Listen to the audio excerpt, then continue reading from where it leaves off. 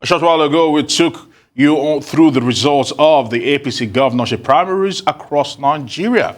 Now, for greater exploration of the significance of this result, we are now being joined by Dr. Amadi, who is an associate professor of law and the director of Abuja School of Social and Political Thoughts, and Frank Tete, a Rise News analyst. I want to say thank you both for joining us here on Newsday. Now, let's start it off. Okay, gentlemen? My first thought to you is, what have you made of, I'm sure the last 24 hours given us the opportunity to digest some of this result, but what have you made of the entire process in selecting governorship aspirants for the APC political party? What do you think? Well, if I go, I would say first that nothing really, no big surprises. What it has reinforced is the low energy politics that Nigeria is used to. Low energy because we can see that it's like in many of the states, you don't see any big bang, you don't see any changes, but the governors and maybe political leaders play the game. So, for example, in Lagos, we've seen Sanyo-Olu return with allegation of other aspirants being locked out. We've seen also, apart from the low energy, we've seen also cynical use of law, use of machineries to maybe shut out those who challenge the poll. In Ebonyi State, for example, 2 of the aspirants were arrested, reportedly arrested, and therefore prevented from going for the primary. So you have seen a case of low energy politics where the states seem to be in total thraldom of state governors or other major patrons of the party. And then again, you see very cynical use of security, maybe to victimize and shut out contestants. And again, very important, people talk about money, and there's also several allegations of inducement, which is now normal with Nigerian politics. But the other regrettable part of it is the sense that we also see that with what's happening, the prospects of much improved governance in the states, which is critical to driving up development and economic change, it looks not very strong. The prospect is not big because the kind of the fact that we've seen governors emerge who are either incumbents or who are actually proteges and anointed sons and daughters of leading politicians do not suggest that the dynamics of partisan politics will create the kind of change that we need. So, in a whole, routine, everyday experience of imposition, of godfatherism, and now of monetization, some would say, of the political process to a larger degree than before. Now, Mr. Frank Tete, let's talk about Adamawa State, where Senator Aishatu Binani emerged winner. She scored 430 votes, while her closest contestant, Nuhu Ribadu, got 288 votes. Now, she's aiming to become the first elected female governor in Nigeria's history. Can she actually break the glass ceiling in 2023? Oh, yes, indeed. It's not going to come new. Mama Taraba had attempted to do the same thing before, but we now have the twin state of Adamawa State about to repeat that. With this kind of landslide victory she has secured at the primaries, it is becoming apparent that she's clearly on her way to becoming to the government house. It's going to be a trailblazer indeed. Nigeria has been yearning for female leadership, even at the highest level. So this will be the most important political achievement for the female folk in politics, and it will be a pointer to what can actually happen at the national politics as women are organizing seriously against the background of the recent Federal High Court decision on the affirmative action principle that will have to give 35% of appointment to all women at the federal and expectedly at the state level. So it's a good development. What Nigerians have come to yet to realize, I would say, is that the power of women when they get to organize, and something can happen because the women, especially in that region, pull a lot of political weight, and that has just been expressed. kudos to the political party that has been able to make this happen, because the narrative is that women are marginalized, and politically it's been very difficult, but to see that this is coming, this is a major positive development for women folk in Nigeria. All right, a major positive development, but that cannot be said, Dr. Sam Amadi, for what is happening in the APC in Rivers State. Toyin Cole emerged the governorship candidate for the party. And once again, Senator Magnus Abia has been frozen out in the cold, and he says he's still sure that he will still be on the ballot box when the time comes in 2023. What do you make about the rancor that's nearly imploded the APC in Rivers State? Well, APC Rivers State has always had the problem of pulling together against a formidable opponent, the PDP. We saw that in 2015, we saw it in 2019, and we see it again. Deleco. All right, Dr. Sam Amadi, we would probably like to shift this question while we work on your audio. Let's get to hear from Frank. What do you think about the dynamics in Rivers State in regards to the APC and all that has been happening?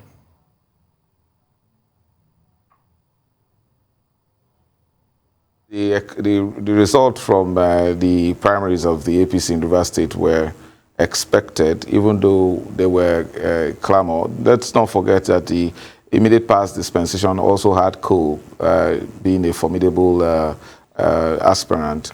So it is expected that, largely expected that he was going to emerge as the candidate of the party. That's irrespective of the popularity of Magnus Abia, who had, but if you think about the kind of politics that has been played in Rivers State, given the overwhelming claim of the PDP to the popularity in that area, in that state, I think not much of the force that is expected from the APC has been put to bear, especially with Rotimi Amechi running as president. One would have thought that a lot more focus of a campaign and the wielding of his political weight in Rivers State would have been seen, but that wasn't really seen. So the outcome, bringing up Cole, was an expected one indeed. Now, Dr. Sam Amadi, in the north, it seems the incumbent governors were able to clinch the tickets unopposed.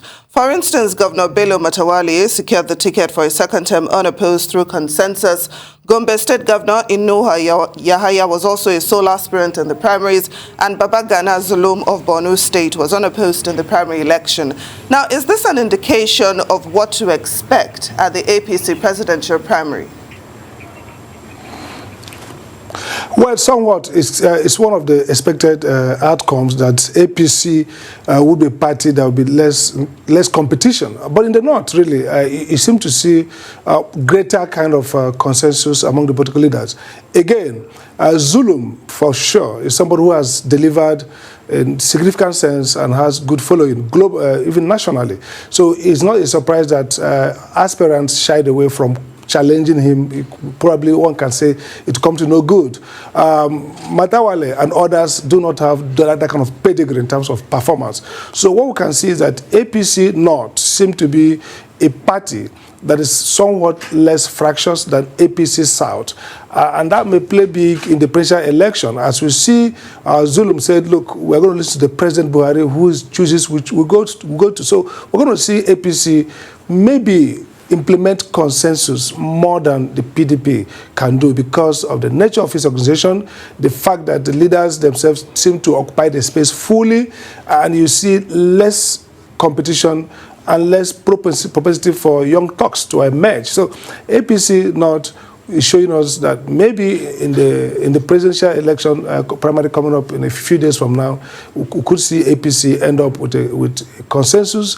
Maybe much of the consensus will be around the northern candidates or northern governors who come put together, and less so in the south. So yeah, it could be an indicator of where APC might go in the presidential election. All right, Frank, let's turn our attention to politics in Delta State. You know, it's always keenly watched by people from the sidelines. And Deputy Senate President Ovioma Agege has actually picked up the ticket for the APC. But you and I know this. The PDP have always held sway in Delta State. Is it the man to break the jinx at the moment? Well, I hope I get the question clearly, but I hear very much about distinguished Senator Ovioma Agege, whose emergence as the APC candidate was most expected. He didn't have very formidable opposition. In fact, he was running against whoever was going to come up from the PDP even before the primaries started. Ovioma Agege has now become someone to be looked upon with a lot of more expectation, given the outcome of the PDP primaries that yielded Oboriori Sherif, the current Speaker of the House of Assembly. And now, interestingly, both the distinguished Senator Ovioma Agege and Sherif Oboriori hail from Delta Central. Both of them are Orobos, and they command the largest voting population in Delta State.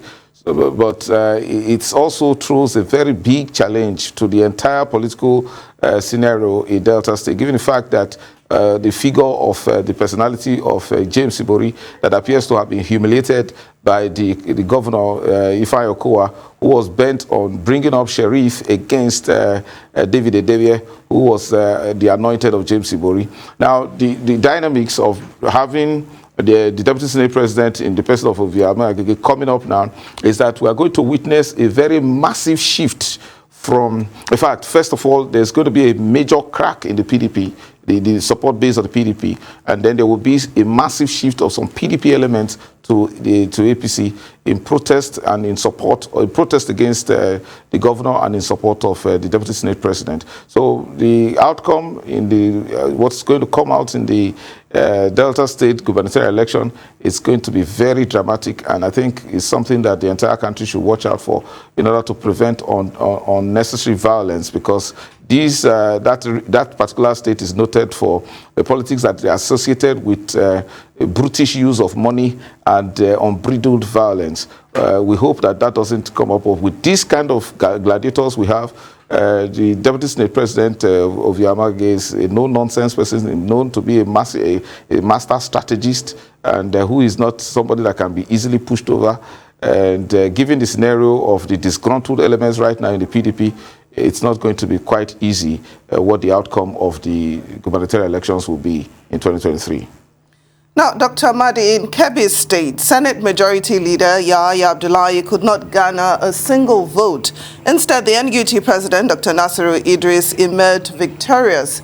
How would you explain, or what do you make of this development? Well, difficult to compare, but if you understand the delegate system, it could probably understand it. First, the delegates, the three-man delegates, usually, the governors control that structure, because these are delegates from the local government areas. And so the governor controls the structure of the party. And we're talking about the governor who also is influential in the PDP, in the APC, and in the government. So the clear point is that, look, the governor arranged all the delegates, and they are all governors' delegate. And so when these delegates go to vote, they are going to vote straight according to instruction. And that's really the problem of the delegate system in Nigeria now, is that it's the idea of delegates is that delegates are elected by the party members to represent them in electing through indirect process the candidates. But what we've seen now is that delegates are themselves like purchased item. They belong to somebody, somebody's delegate. And when that person is so influential and can orchestrate total uniform vote, then it's possible to get a zero for somebody as high ranking as the Senate leader. And so the question then is, how democratic is the primary process, the delegate process? Also, how is APC able to freeze out completely its top-ranking national leader, about the number 10 person in the country, that he couldn't even secure a single delegate in his own state, not even from his own local government? And so the question, therefore, the point raises that, look, this is a party structure and the delegate system that gives the governors full control. And therefore, the governors can actually freeze out a top principal officer of the Senate, a top-ranking number 10 in the country, and if they can do that, it tells us that, look, they can freeze out anybody, including even Ashwaju or the vice president or Amechi or any other person, because once they control that structure, they determine what the delegates do. And if that structure is controlled nationally through the governor's forum or through the president controlling them, then it's possible that a very popular, strong candidate could end up scoring 0. And by the way, there were a few other zeros across the country where governors delivered entirely the delegates according to their structure. All right, Frank, permit me to come in there at this point. Let's visit into Abia State. Daniel Eke has said that what took place were not primaries but a sham, but that's not even the big news coming out of there, and that is the fact that a high court in Abia State has actually nullified the primary elections being done based on the fact that, according to Justice Chijioke, it has been said that Mr. Emenike actually lacks the local standard to contest the primary election because he had earlier been suspended by the party. Talk to us about what is happening in Abia State. Yeah, it was a very interesting situation where the eligibility of a candidate is it's being called to question. It also shows there the power of the local leadership. I mean, the leadership of the party at the local level, that it can actually do much harm if it is taken for granted. What is going on now is a situation where a suspension is now, which was not taken seriously, is now being taken as the basis for disqualifying a candidate, even as popular as he has shown himself to be, having won the primaries. So it's something very problematic. It's good to fight from the position of strength. He has already won, so it is hoped that he would do everything in his power to vacate the current order of the court by going on appeal. But irrespective of that, it's difficult. The timelines for the elections are very tight. It's difficult to shift the scales in this situation, and taking such risk as a party might just be too much to take, given the closeness of the election. So it's a serious debacle for the party in Abia State at this time. Now, Dr. Amadi, I'd like to take you up on the delegate system, where you said delegates can be likened to purchased items. Now, I believe this aligns with the thoughts of INEC Chairman, Professor Mahmoud Yakubu, who has expressed concerns over how Nigerian politicians have monetized the electoral process, and he says that we are inching towards plutocracy. Now, how do we stop this rather ugly, development? Well, a very interesting question. I think first is to recognize that democracies all over the world respond to, unique pathologies. Every society has their pathology. In Nigeria, part of our pathology is the fact that we are a poor country, even though we seem to believe that we are very rich. And so poverty has been weaponized. Most of the voters, most of the party members don't make any contribution to the party. They don't pay dues. If you look at the new Electoral Act, it talks about membership register with membership, those who pay membership fees. So most party members are actually party members because they enjoy the frisbee. The governors fund these parties. Some other big politicians fund the parties. And so the notion is that the party is their vehicle for accessing political power. Now, the Electoral Act has tried to control that by talking about delegates being democratically elected. In the past, most of the delegates have been party leaders who are also themselves purchasable. So the one way out of this is, maybe some have argued, the beauty of direct primary is that if the INEC can regulate it in terms of having a clear membership register, so that we go through ward by ward, like the case of the US, where we go to the parties, have like 6 months or 3 months of primary. So if at every ward the people come and vote and INEC witnesses it, and we turn out Mr. A won in this ward. So it builds up over time into a national or a statewide victory for a candidate. So in other words, we should rethink about using direct primary, very important, once we can control for the administrative issues around membership and all that. And secondly, maybe we need to now think about the delegate election as a delegate election that not just that we can create a buffer between members and party leaders so that they can each vote electronically. The notion of filing out, and then they have to scan what they voted, some of them have to show evidence to collect part payment of what they've been paid for. It puts the voters under a straitjacket where they just have to vote according to All right, Dr. Sam, I want to say thank you for your so people time. are thinking about maybe a digitalized platform can help us, yeah. I want to say thank you very much for the time. Unfortunately, we've run out of time. I want to say also a big thanks to you, Frank, for your thoughts about those that have emerged from the APC in terms of the governorship primaries that was done.